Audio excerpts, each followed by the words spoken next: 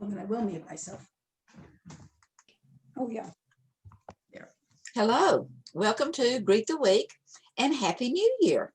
2021 is here at last. 4 days into 4 days into closing the calendar on a year that was chaotic and stressful. And one thing that our country was united about, and maybe even the whole world, was the passing of 2020. And I noticed that several cartoons, as well as for several weeks, cartoons as well as columnists alike would have been bidding a hearty goodbye to 2020. So it always reminds me a little bit of a Garfield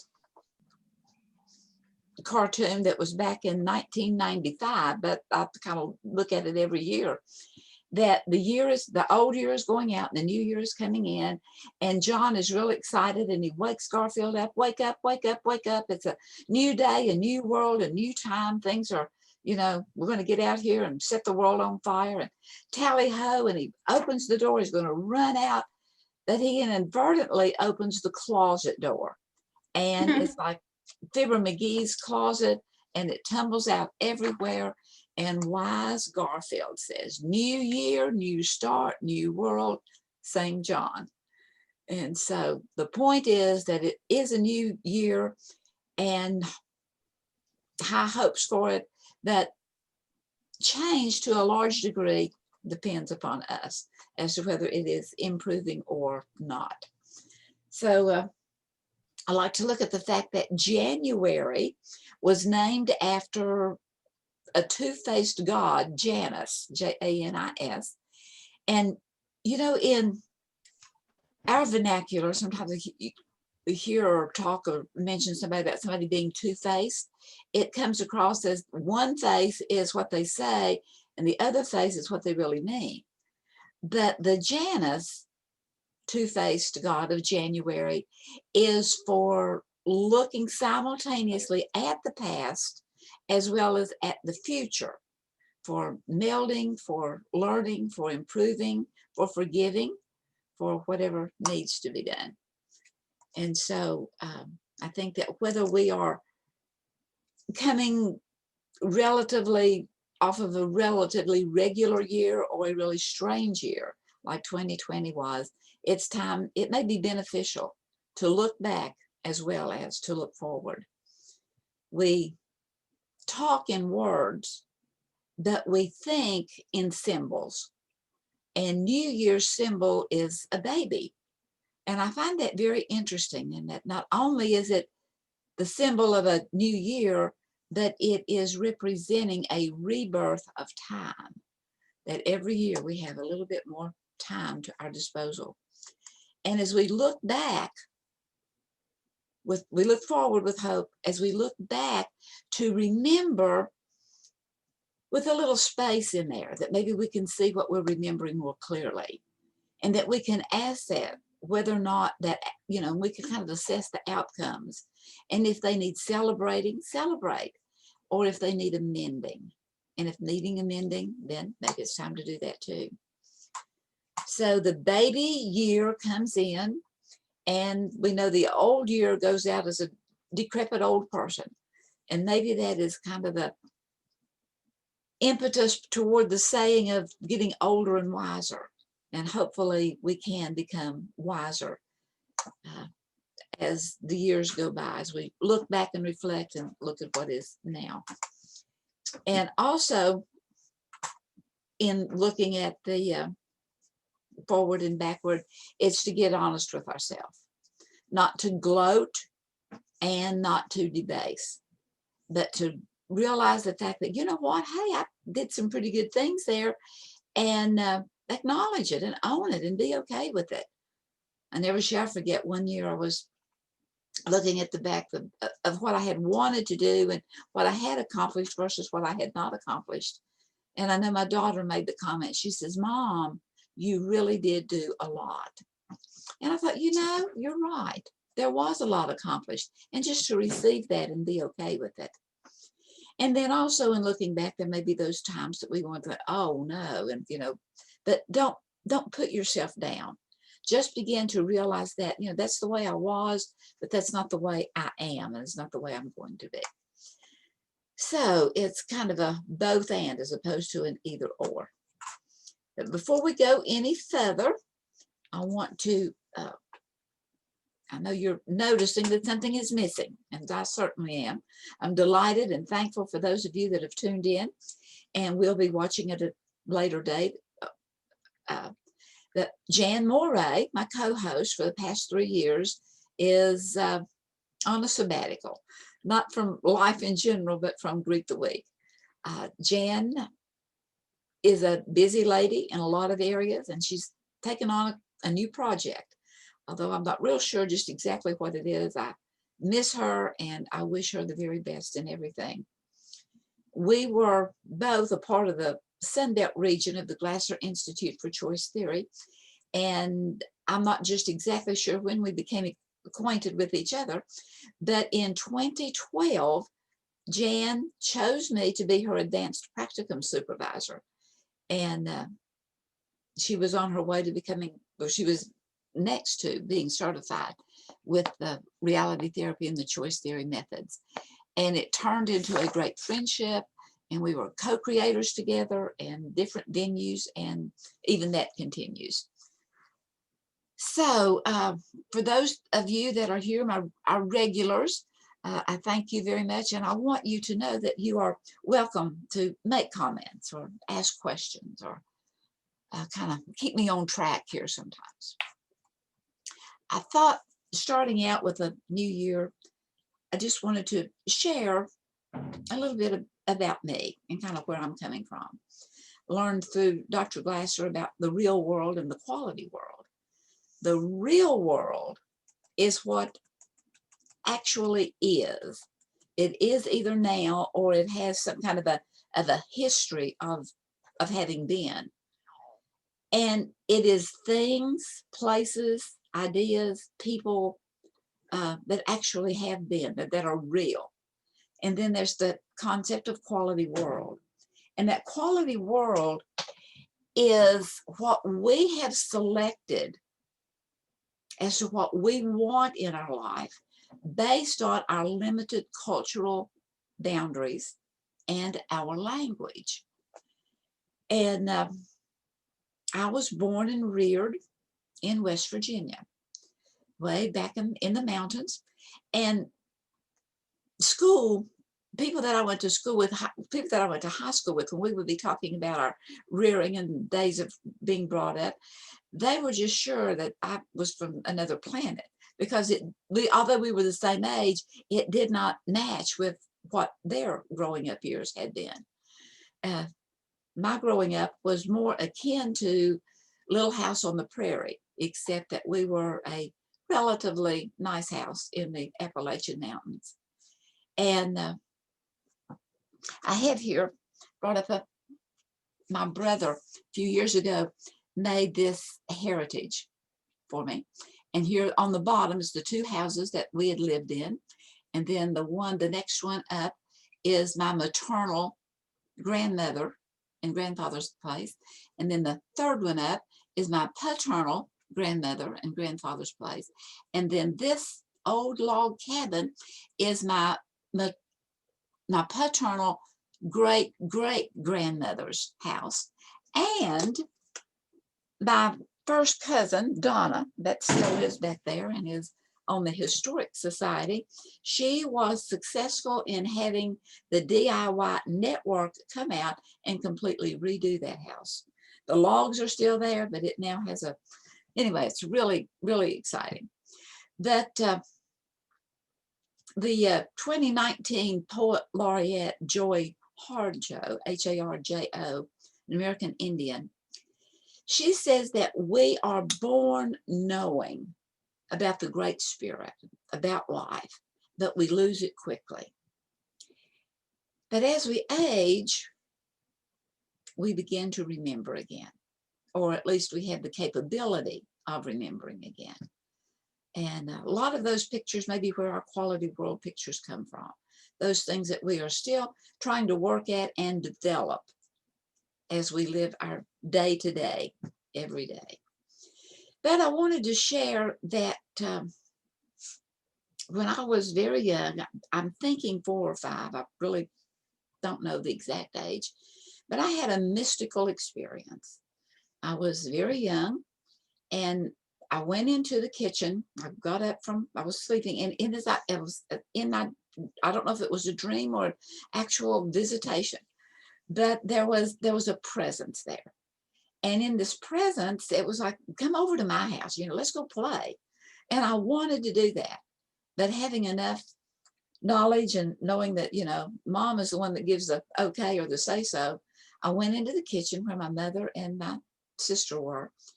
And I told them that I was going to go see Jesus. And my mother thought I was dying, but I wasn't. I felt fine. I just wanted to go play. And she instantly, started praying, and then she also started doctoring, giving me Pepto-Bismol and an aspirin and an enema.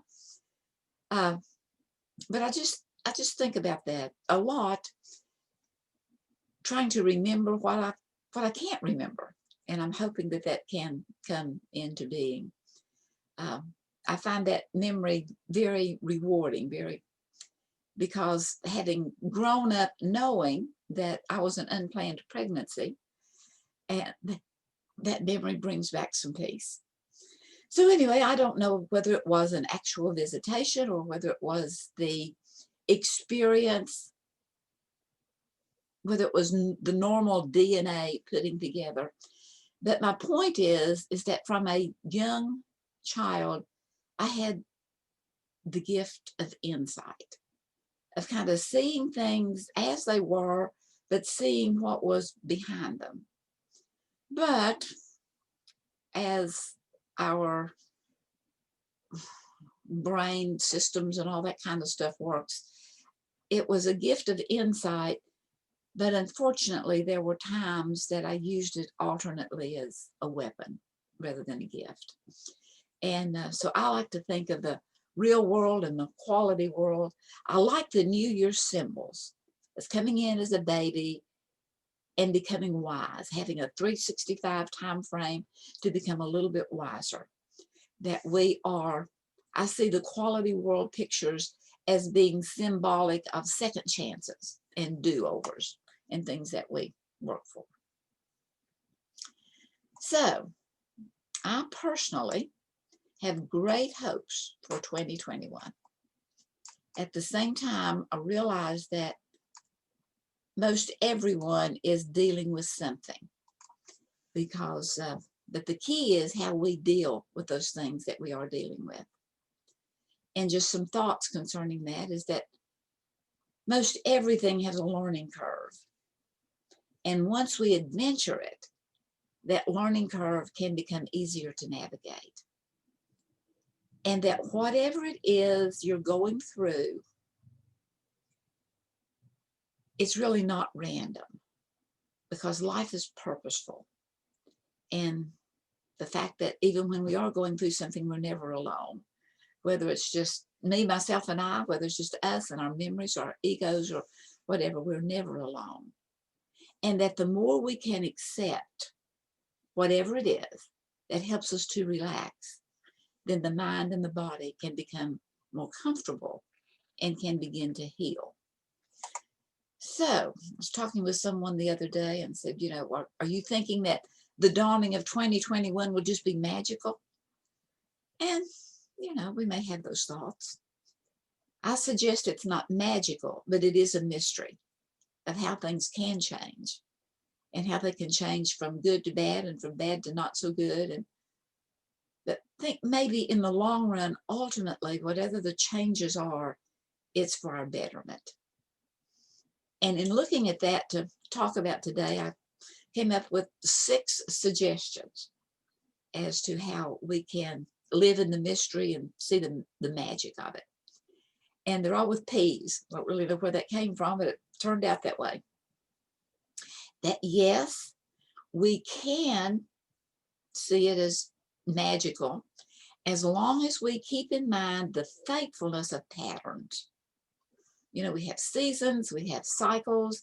We are currently experiencing the transformation in the heavenlies of the planets in alignment, and going out and watching the star to see it line up.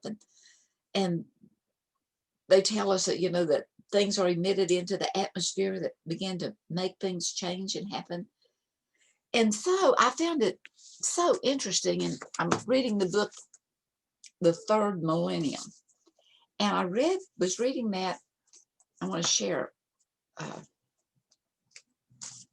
what I was reading, because I see it that, if we can look at the fact that although there are patterns, they change. And this just so defined it. It says it's talking about,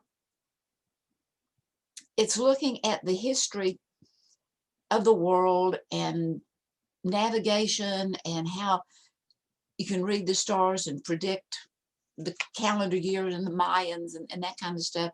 And then the guy goes over, that was writing it, Ken Carey, and he says, one knows in advance the hour when the moon will be full, but no one can anticipate the pattern of the clouds on the day or that hour, the nature of the jet stream, how the wind may be tossing the waves, at just what moment the moon will break through the clouds, or just what the moonlight will reveal. And I found that so exciting, that is the consistency of patterns, that yet it shows the variableness that is in all of life, that there are so many variables that we just don't know what those variables will be. And so, will 2021 be magical? Yes, as long as we keep in mind possibilities, and how that getting our GPS and going what is the right road may turn out to be the wrong road.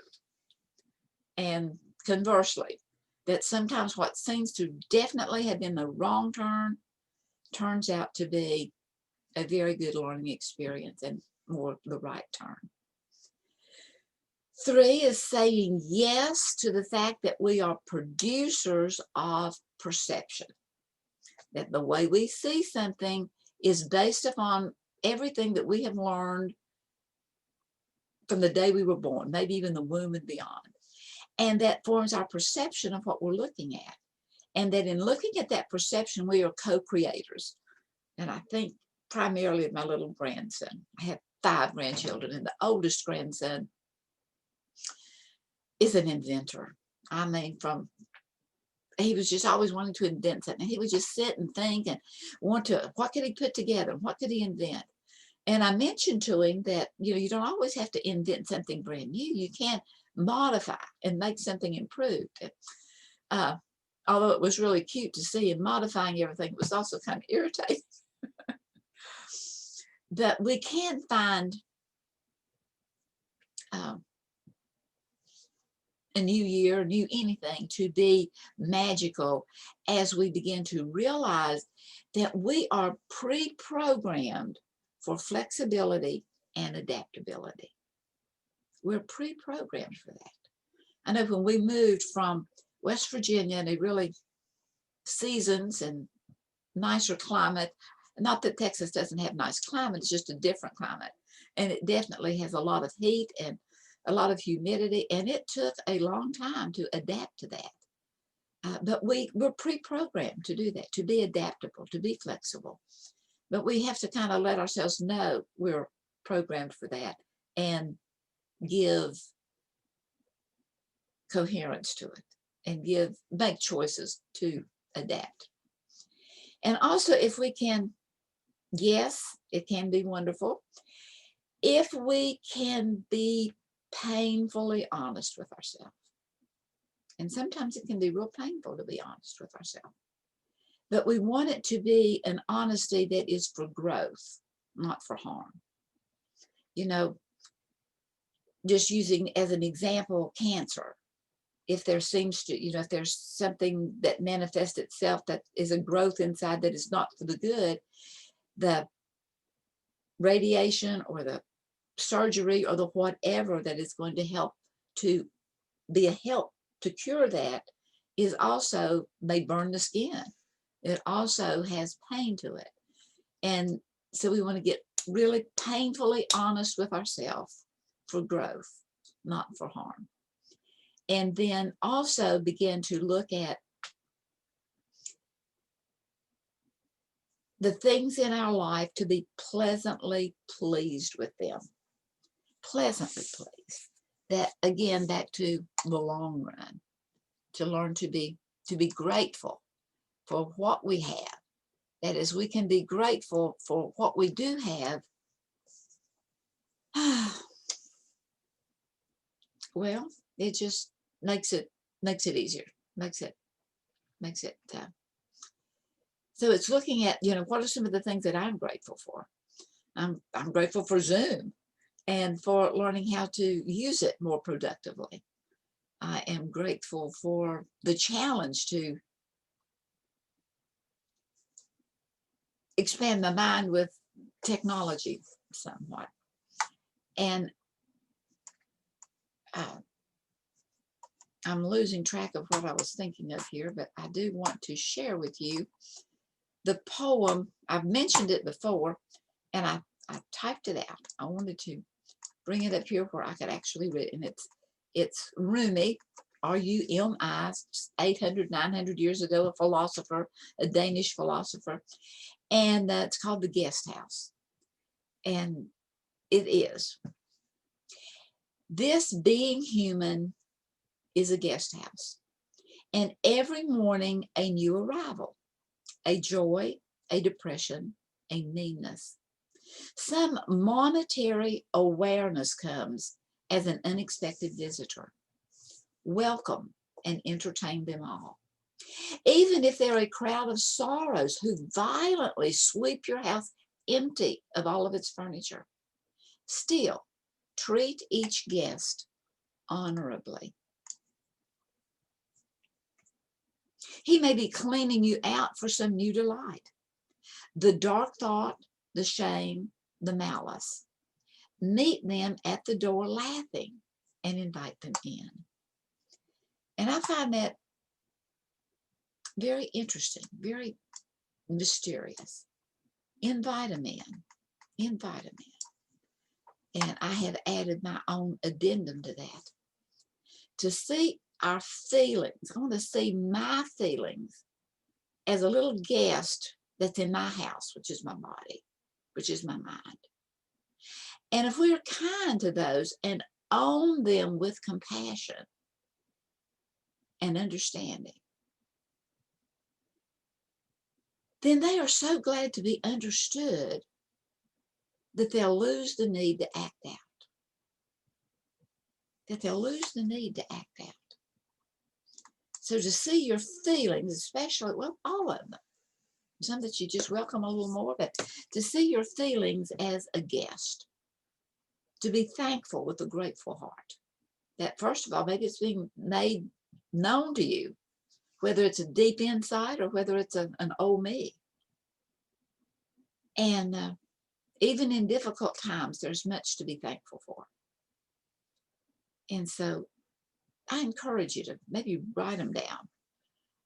I have a little mindfulness journal, and it's in no particular orders, but I have them marked of things that I write down. I write down my concerns, because I think that whenever they're, the out of sight, out of mind, that whenever I actually write it down, I can go on about my day. And it's not that I don't ever think of it again, but it's like, well, I've got it there, and if I need to, I can go back and really look at it. I use it as writing down the concerns as being off of my mind, while at the same time making my mind very mindful that the creative mind is going through all the files that's in the mind to come up with something that may help to give a solution or help to give a further insight. And that while it's still in my heart, it's also knowing that it's out of my hands. And this way, I don't have to worry about it. And I have one of my little tabs here under needs. And about 2 weeks ago, I added that one, and I was looking at all the needs, and I had 9 things. And just before getting ready to be prepared for this Greet the Week, I went back and I looked at, and you know what? 5 of them have already been, well, maybe not completely ironed out, but they're definitely on a more of an even keel. And I take it back, I think about all this, and it reminds me of an article I read by Bruce Springsteen that was in the Parade magazine a few weeks ago. And in it, he said, he was talking, well, about life in general, maybe about songwriting, but I find that it applies to almost everything. He said that taking something out of the air that isn't even there, that there's no existence of it whatsoever, and you make it physical, literally. That for a long time, there may be a dry spell, but you're always picking up signals and information and emotions and spirits and history and events. And these things are divined from the air, and although they're intangible, they become tangible. They become something. They become, and it goes back, I went online to look at the alignment of the planets and to look at the infinite possibilities and the physics of going with it. And I just found it so interesting. Because, and then people, as we begin to attune to the atmosphere, usually wind up being an artist of some sort. An artist of some sort, whether it's a baker or a painter or a wordsmith or a teacher, or as we become attuned. And attuned is one of the words that for the past couple of years has been kind of special to me, that it means to bring into harmony. You know, the piano needs tuning, whatever it needs to tuning, attitudes need tuning. It's to bring it into harmony, to make it responsive.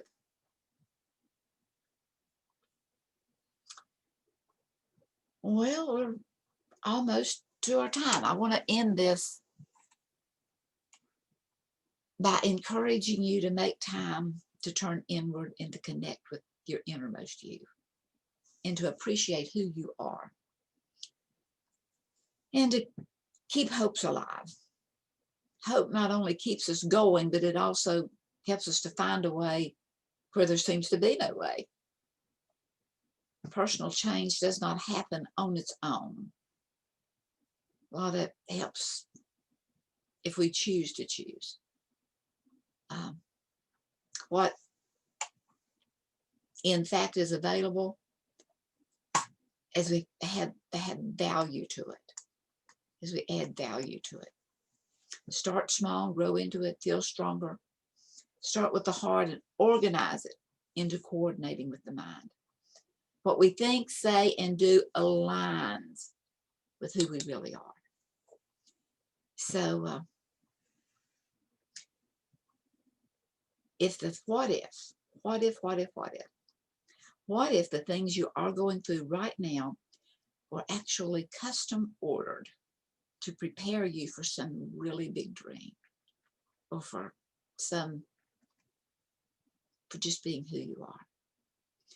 So the fact that it is a new year, 2021, is, yes, a fact. And change comes by the practice of change. Think you can do it?